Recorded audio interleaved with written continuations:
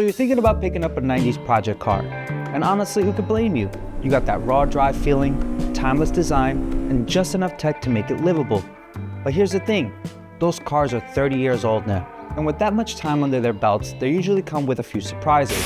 Surprise, motherfucker. So before you drop that bread on that barn find or marketplace gem, let's go through 5 warning signs every buyer should check before pulling the trigger.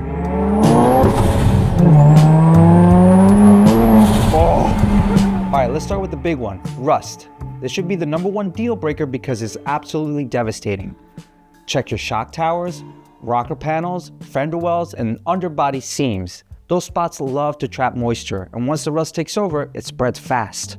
If it's just surface rust, no big deal, cosmetic, it's fixable. But if you see flaking metal, soft spots, or holes you can poke through with a screwdriver, now that's structural.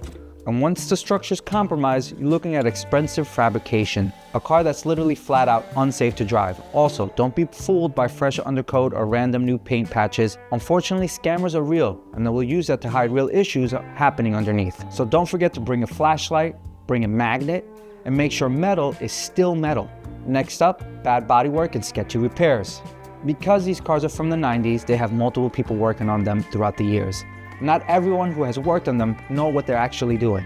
Look for uneven paint, ripples in the panels, or even weird gaps around the bumpers and doors.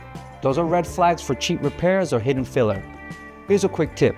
Tap gently on different parts of the panel. Real metal sounds sharp, filler sounds dull and flat. And also check underneath the body kits, in the corners of the engine bay and around the rear quarter.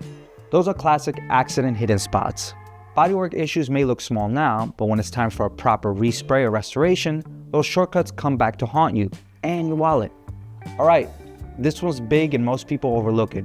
Parts availability. Some of these 90s cars have incredible aftermarket support, and others not so much. Before you buy, ask yourself, can I find some trim pieces, window seals, or interior switches? Sure, you can maybe hunt them down used, but most of the time they're beat up, overpriced, or straight up discontinued. Cars like Miatas, Civics, or even E36 BMWs, you're golden. But a 300ZX twin turbo, Supras, or Lexus SC, you're most likely going to pay collector's prices for used parts, if you can even find them.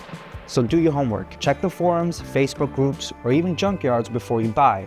Because if your part is hard to find now, they won't magically appear later when you actually need them. Even if you're planning a swap or a full rebuild down the line, starting with a healthy drivetrain will always save you time and money. When you start the car, listen close. Knocking, ticking, or whining underload, all red flags. Pop the hood. Pop the hood? Pop that hood, bro. Pop the hood. Check for oil leaks, especially around the rear main seal. If it's a manual, test for gear grinds or clutch slips. If it's an automatic, don't talk to me.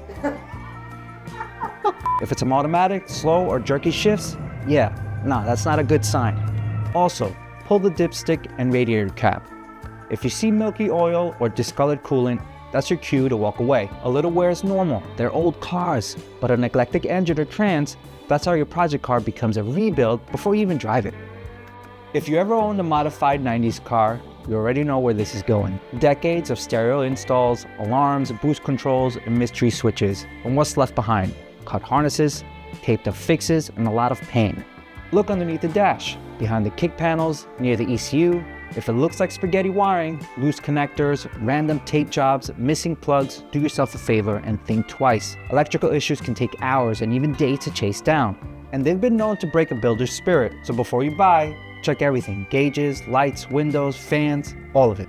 90s projects cars are dope. They've got soul, the analog feel, and tons of character. The key to actually enjoying one isn't luck, it's doing your homework. Check for rust, look for bad repairs, confirm parts availability, test the drivetrain, inspect the wiring. Start with a solid foundation. You'll have a project that's fun to build and not a nightmare to fix. So what's your dream 90s project car? Drop it in the comments below. And hey, make sure to follow because we have plenty of more content like this one coming your way. My name is Luis, this is KONIG, peace.